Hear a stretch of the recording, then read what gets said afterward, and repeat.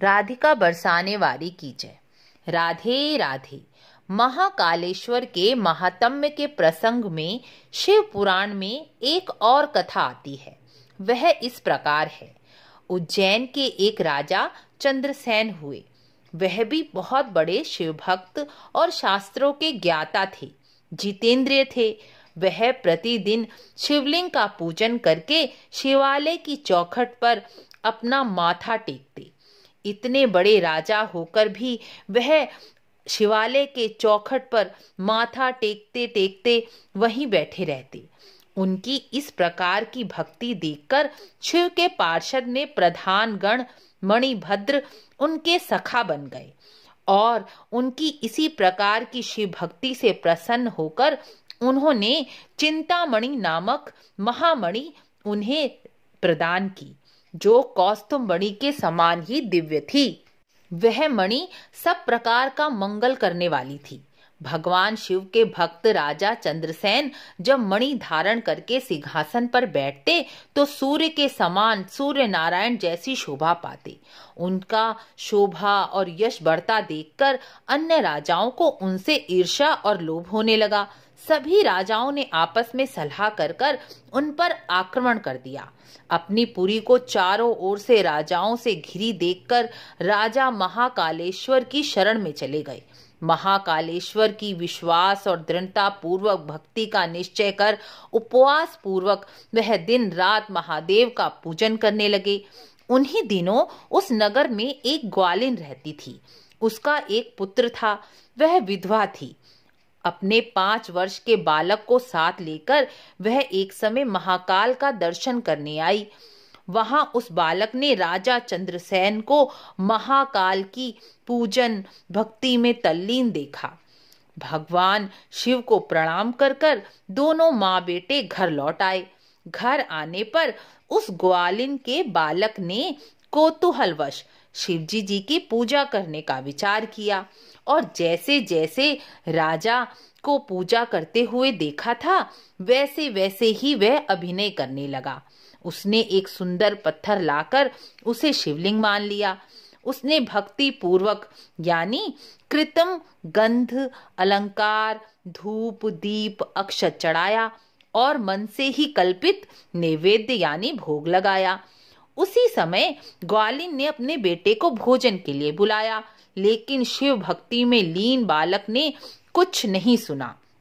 ग्वालिन के बार बार बुलाने पर भी बालक भोजन के लिए नहीं आया।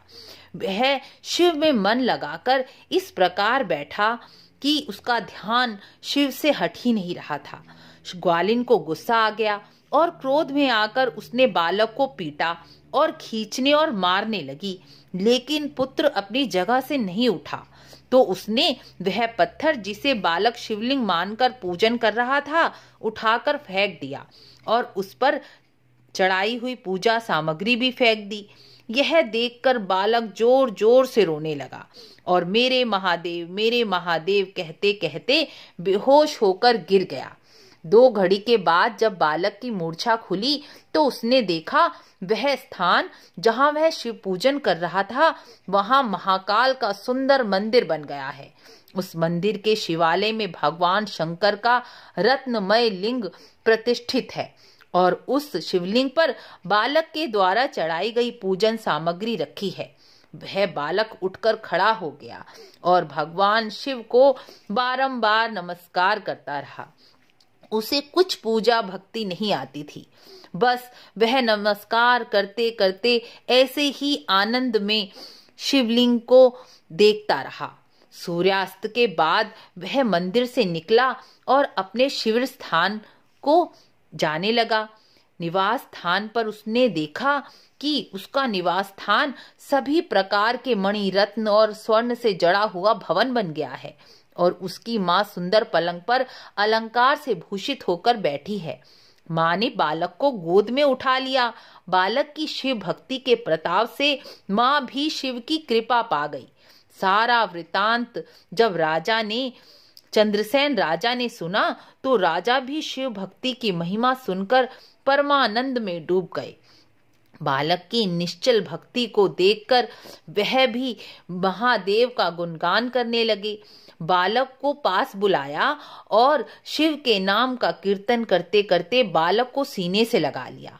इस प्रकार भगवान शिव की लीला देखकर सभी पुरवासियों को भी अपार आनंद हुआ और वह पूरा दिन और रात एक क्षण के समान बीत गई। जब सुबह हुई तो यह सारी चर्चा गुप्तचरों के द्वारा अन्य राजाओं को प्राप्त हुई। तब सभी राजा यह शिव लीला सुनकर आश्चर्यचकित हो गए और सभी राजाओं ने निश्चय किया कि यह राजा चंद्रसेन परम शिव भक्त है। उनकी भक्ति दृढ़ और विश्वास से परिपूर्ण है। जिनकी प्रजा का एक गोप बालक ऐसी शिव भक्ति करता है जिससे प्रसन्न होकर भगवान महाकालेश्वर का मंदिर स्वयं प्रकट हो गया, तो ऐसे राजा से दुश्मनी करनी अच्छी नहीं। ऐसा करने से महादेव रुष्ट होकर हमें ही नष्ट कर देंगे। ऐसा विचार कर सभी राजाओं ने राजा चंद्रसेन से संधि कर ली और गोप बालक के भवन और मंदिर को देखने भी पहुंचे। राजाओं ने गोप बालक को बहुत उपहार दिए। चंद्रसेन राजा ने भी उस गोप बालक को अपने सभी राज्यों के गोपों का राजा नियुक्त कर दिया। उस गोप बालक की निश्चल भक्ति से प्रसन्न होकर वहां पर परम तेजस्वी हनुमान जी प्रकट हो गए और बोले, राजाओं और सभी देहधारियों मनुष्यों के लिए शिव की विश्वास पूर्ण भक्ति ही श्रेष्ठ गति है। यह बड़े सौभाग्य की बात है कि इस गोप बालक ने शिव पूजा का दर्शन करके उससे प्रेरणा ली और बिना मंत्र बिना विधि विधान से शिव पूजन करके शिव को पा लिया, क्योंकि उसने निश्चल और भोले मन से भक्ति की थी।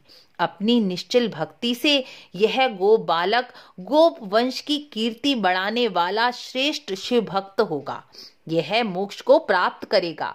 इसी की वंश परंपरा में 8वीं पीढ़ी में महायशस्वी नंद उत्पन्न होंगे, जिनके यहाँ साक्षात नारायण पुत्र रूप से प्रकट होकर श्री कृष्ण के नाम से प्रसिद्ध होंगे।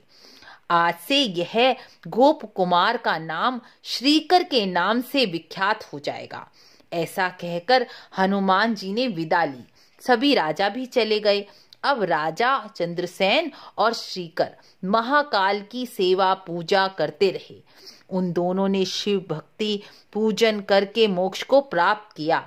यह परम पवित्र रहस्यमय कथा शिव पुराण के अंतर्गत कही गई है। यह कथा सुनने से शिव में श्रद्धा, भक्ति और विश्वास की बढ़ोतरी होती है, क्योंकि बिना श्रद्धा और विश्वास के भक्ति का कोई फल नहीं है। जिस प्रकार विश्वास सहित दृढ़ भक्ति से ब्राह्मण पुत्रों ने, राजा चंद्रसेन ने और गोप बालक श्रीकर का उद्धार हुआ और वह इस लोक में सुख भोग कर मोक्ष को प्राप्त हुए, उसी प्रकार भगवान शिव में विश्वास और श्रद्धा पूर्वक भक्ति से महाकालेश्वर के दर्शन से सभी प्रकार के संकट हमारे भी दूर हो जाएंगे। आपको शिव महिमा तीसरे ज्योतिर्लिंग की कथा अच्छी लगी हो तो लाइक, शेयर, सब्सक्राइब अवश्य करें। मिलते हैं अगली वीडियो में। राधे राधे।